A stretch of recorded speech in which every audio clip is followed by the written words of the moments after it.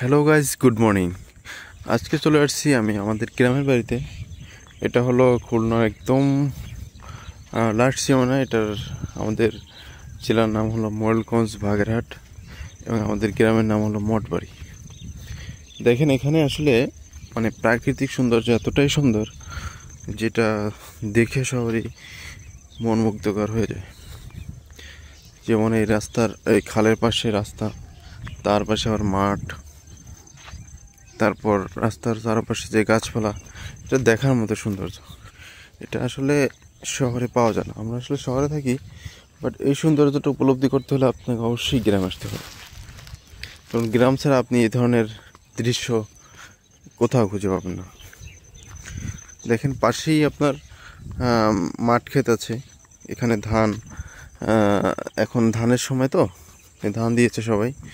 তো কীরকম মানে শিশির ভেজা ধান দেখতেই একটা অন্যরকম মনোরম দৃশ্য, যেটা আসলে আমরা শহরে থাকলেও এটা আসলে শহরে কুয়াশা পড়ে, কিন্তু সেই কুয়াশার যে জলটা সেটা আসলে আমরা কখনই চোখে দেখতে পাই না, কারণ শহরে ধুলাবালিতে সব এটা মিশে যায়। কিন্তু গ্রামে এটা আপনি উপলব্ধি করতে পারবেন।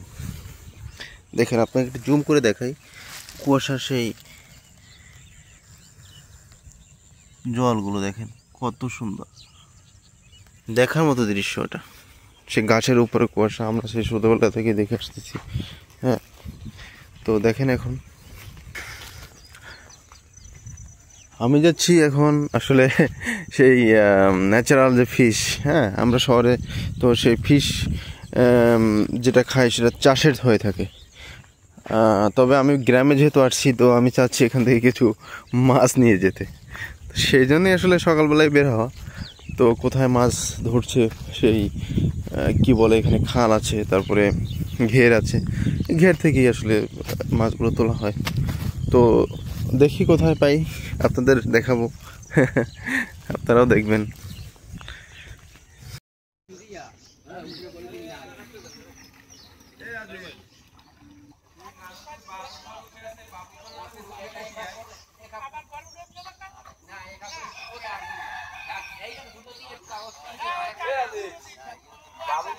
লাল মামু গাছ নাম জানি